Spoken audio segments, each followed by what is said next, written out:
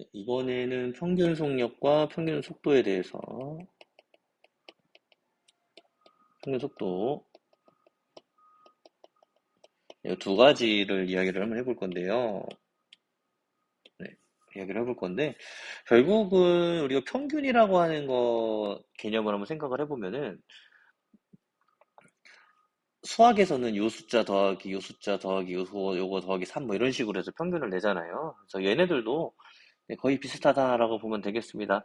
어, 결국은 어떤 식으로 얘를 계산을 하냐면은 총 걸린 시간,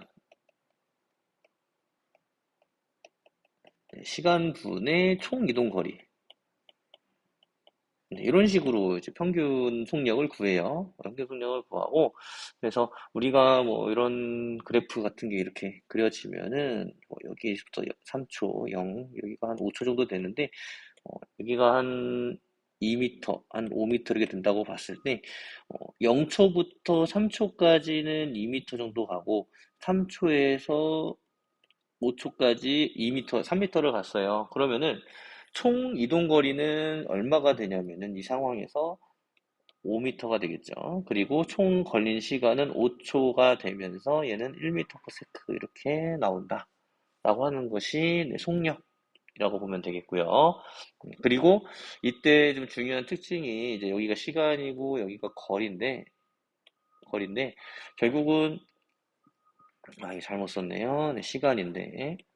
시간과 거리인데, 결국은 시간분의 거리는 뭐가 나오냐면은 속력이 나오거든요.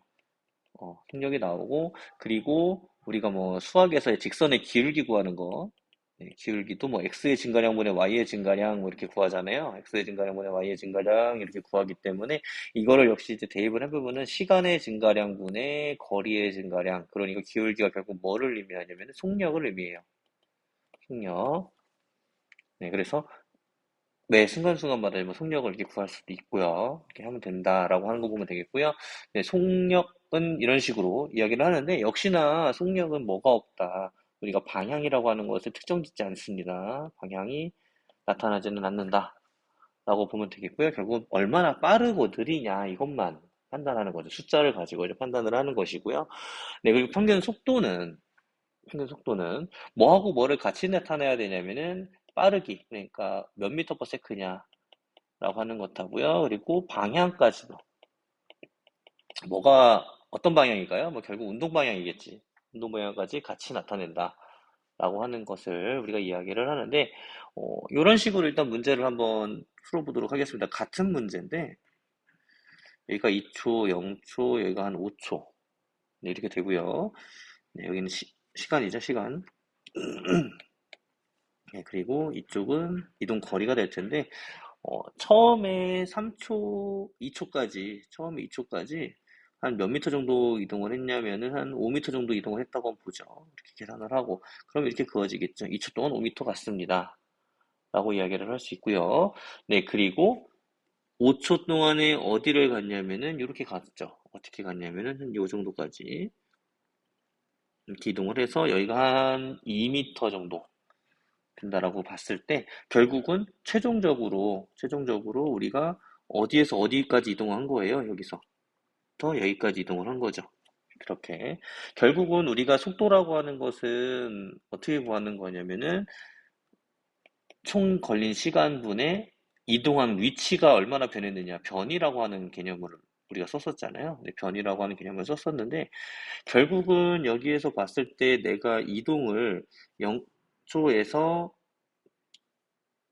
2초까지, 0초에서 2초까지는 5m 정도 이동을 했고, 결국은 2초에서 5초까지 3초 동안에는 3m 정도 이동을 했어요. 그러니까 우리가 얼마나 이동을 했느냐, 이동 거리를 따지면은 총 8m가 되겠지만, 결국은 처음 위치부터 얼마큼 이동했습니까? 위치의 변화는 2m라는 거지, 변화는. 변화는. 그러니까 문제로 봤을 때는 다시 한번 이야기를 하면은 여기가 0이고 위치가 여기가 한 5 정도 된다고 봤을 때 2초 동안에는 여기서 여기까지 이동을 한 거야. 처음에.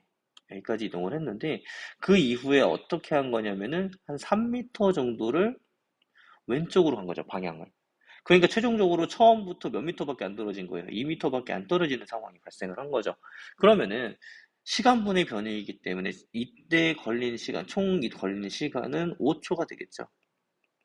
근데 위치 변화를 보니까 딱 2m밖에 위치 변화가 안 됐어. 그러니까 얘는 5분의 2 해서 0.4m/s가 됩니다. 라고 이야기를 하고요. 네, 어느 쪽으로 갔어요? 어느 쪽으로? 내가 지금 표현을 할 때 오른쪽으로 표현을 했었는데, 그러니까 오른쪽으로 0.4m/s씩 갔습니다. 그러니까 5초가 지나니까 어떻게 된 거예요? 0.4, 0.4, 0.4, 0.4 가서 마지막으로 2m 지점에 위치해 있습니다. 라고 이야기를 할 수 있죠. 이쪽으로 갔고요. 네, 이렇게 이야기를 할 수 있다.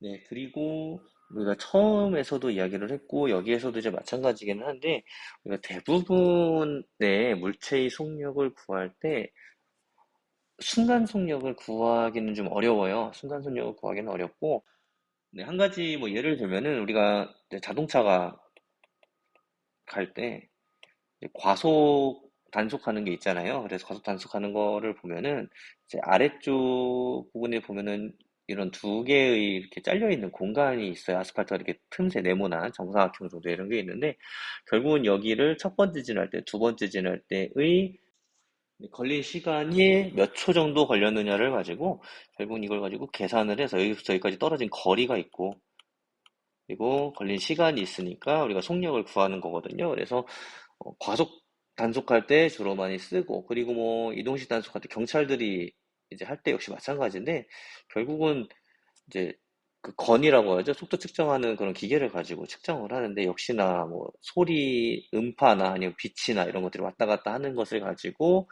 그 시간을 구하고, 통과하는데 시간을 구하고, 갔다 왔다 갔다 하는데 시간을 구하고, 그걸 가지고 결국 거리를 구한 다음에 속력을 대부분 측정을 해요. 그래서 대부분은 우리가 평균 속도, 평균 속력을 우리가 구하는 것이다라고 생각을 하면 되겠습니다. 네, 그래서 평균 속도와 이제 우리가 뭘 가지고 같이 이야기를 하냐면 순간 속도라고 하는 걸 이야기를 해요. 순간 속도. 네, 이렇게 이야기를 하는데 결국은 평균 속도라고 하는 것을 이제 뭐 V라고 표시를 하면은 걸린 시간 분의 이동 변이 S2에서 S1을 뺀 네, 이거를 우리가 평균 속도라고 이야기를 하죠. 평균 속도. 그래서 견이차. 그래서 뭐 다시 한번 표시를 하면은 뭐 델타 T분의 델타 S 이렇게 표시를 하기도 합니다. 이렇게 표시를 하기도 하고 사실은 이제 또 그래프로 아까도 잠깐 이야기를 했었는데 표시를 하면은 변이와 시간으로 표시를 하면 뭐 이런 운동이 있었다고 한번 생각을 해보면은요. 이거는 되게 막 이동을 한 게 막 곡선으로 막 이동을 했잖아요. 그러니까 뭐 이게 속력이 일정한 운동이나 이런 거는 아닌데 결국은 이 지점에서의 속력, 두 지점 사이에서의 속도를 구하고 싶다. 속력이 아니죠. 속도를 구하고 싶으면은 이때 시간이 여기 시간이 두 번째, 그리고 여기가 S1, 여기가 S2라고 했을 때 결국은 여기다가 대입을 하면 된다는 거죠. 여기 걸린 시간분의 변이차를 가지고 계산을 하면 되고 결국은 이 값이 의미를 하는 게 요거예요, 요거.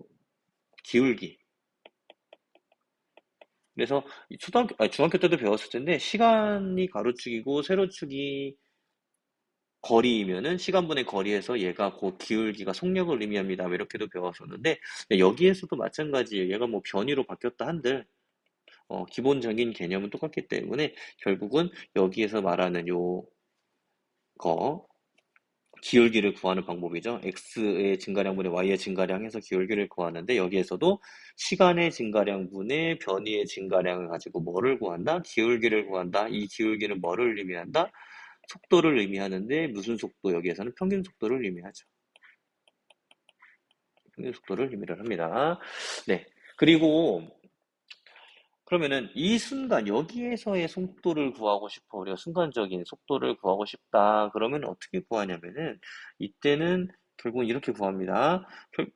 이 기울기가 결국은 평균 속도를 의미를 하는데 이 지점에서의 순간 속도를 구하고 싶으면 결국은 이 순간의 기울기를 구하면 되잖아요. 이 순간의 기울기를 구하면 되잖아. 그렇죠? 그래서 순간 속도는 결국은 네, 이 지점에서의 기울기이기 때문에 그냥 이렇게 구하면 되죠. 이거분의 요거 이렇게 구하면 되죠. 그럼 이제 여기 길이가 뭐 우리가 여기를 A라고 하고 여기가 뭐 B라고 하면은 AB분의 여기가 C라고 하면은 BC겠네요. BC 이렇게 구한다라는 거죠. 기울기는. 뭐 이제 조금 더 수학에서 뭐 고등수학까지 배웠으면은 나중에 배우면 뭐 이제 뭐라고 그래야 돼? 이거 미분이랑 똑같아요. 이 개념이 결국 미분이랑 똑같아요. 기울기 구하는 개념이. 그래서 이 지점에서의 미분을 하면은 그때 여기에 기울기가 나오고 미분값이랑 똑같다라고도 이야기를 할 수 있습니다.